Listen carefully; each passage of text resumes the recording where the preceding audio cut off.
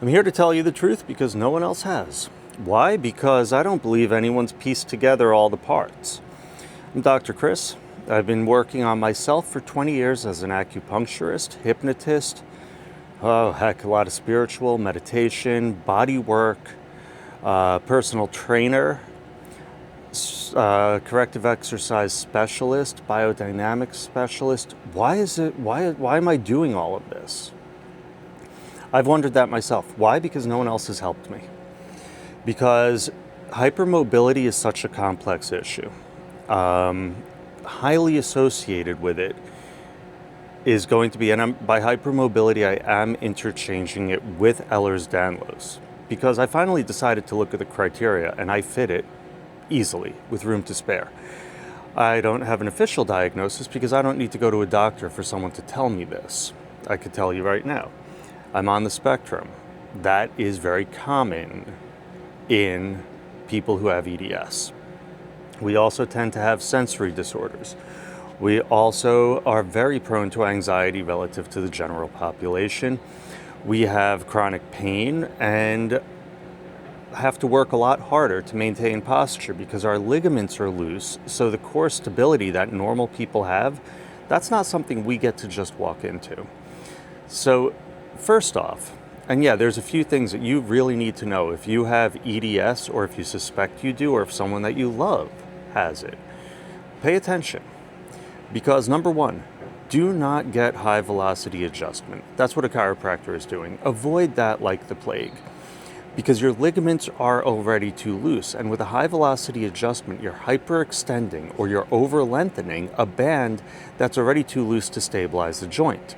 So the joint is already moving too far, and you go see this person who does not screen you for hypermobility because that's not standard. Don't ask me why, it's not my field. So there's already proprioceptive issues, there already is joint laxity issue, and then they go and make it worse by stretching this already loose band. If anyone wants to disagree, please knock yourselves out. It's really important for you guys to know this, and please, if you see someone whose thumb bends backwards or elbows bend backwards or is twisting themselves up like a pretzel all the time, share this with them.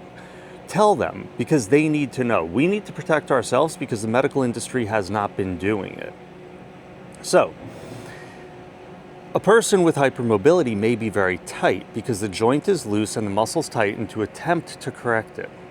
So then you go and see someone who thinks they know what they're doing and they start twisting you.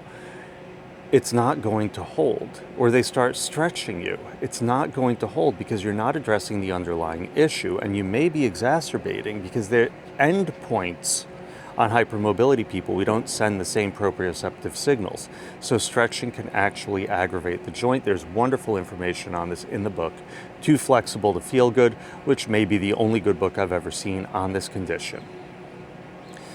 So you're causing more trauma on the ligaments. You're making it more unstable when you're doing high velocity adjustment. And it probably is not going to help you a whole lot. And there's serious risks because a lot of EDS carries the potential for vascular issues. So yeah, those are the strokes and all the other horrible things you hear about from chiropractic. It's putting you at a much higher risk.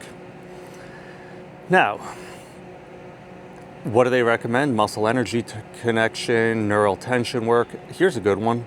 Dry needling. That's what I do. Also, rapid release, which I developed, because what that's doing is stabilizing the joint through activating the muscles on both sides of it. There's no force from the outside involved, and it does not destabilize, it rebalances. And it says appropriate, because I checked Claude, because sometimes I do, I don't believe it, but I will use it as a resource. Proprioceptive and stabilization training is the primary intervention. That's what I do. That's why I'm doing all the postural work I do now on myself as well as on my clients.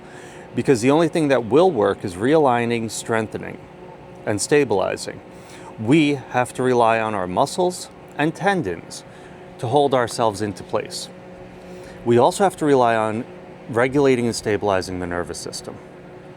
So, this is what Claude says. My model, loose ligaments leading to muscle spasm and chronic pain, is exactly right for understanding the population. Of course it is. I live it. So Now we're going to go into anxiety, because a lot of us have it. I also think depression may be prevalent because chronic pain and all that. So general population has 18 to 20%. We have 40 to 70%, some people even higher. And we also have chronic inflammation, and that goes to the brain. So diet is hugely important, yet another thing I have to focus on. So we have mast cell activation, fight or flight chemistry, independent of psychological state, POTS and dysautonomia. And that could produce tachycardia, lightheadedness, and sympathetic overdrive, which, by the way, I used to have supraventricular tachycardia until I had an ablation at 18 years old and they took off a little too much. Interoceptive hypersensitivity. So that's going to be the brain and the gut being flooded with signals, and we read it as a threat. And then there's the collagen anxiety link. Connective tissue is linked to proprioception. We do not feel safe in space because we are not stable. So our muscles are also chronically tight, sending a signal to the brain that there is stress. Huge amount of why my work is focusing on meditation, calming techniques, grounding, anxiety, and again, stabilization and bringing people into their body. We also have changes in the amygdala, and that's huge. So, autism spectrum. General population is 2 to 4%. We have 20 to 30%. And some say that it's 6 to 8 times more prevalent in this population. And proprioceptive differences, sensory disorders, I'm sure go hand in hand. I could see lights flickering when no one else can. I'm very aware of sounds around me because my body is in an alert state.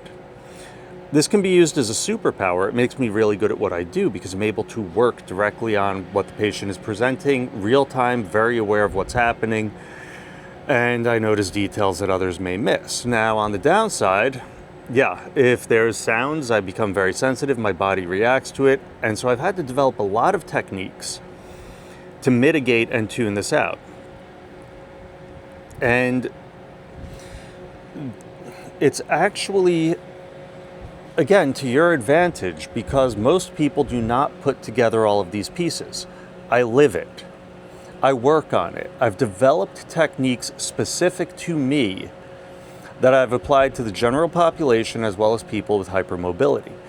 These are techniques that are very similar to what's already being done, but with a mindful and conscious aspect to it that's going to help you, the person that has the hypermobility, or maybe someone who's on easy mode, whose joints actually hold themselves together. It helps anyone to go into thriving. People with hypermobility and EDS, I looked at the stats, tend to be more athletic when we're younger because we have an advantage with the range of motion of the joints. We add more resiliency, but as we get a little bit older, the stuff catches up to us. So we have to actively repair our health. We have to mindfully be present. We have the unique challenges of having to learn to control our minds, because if we don't, the fear, the anxiety, the stress will overwhelm us.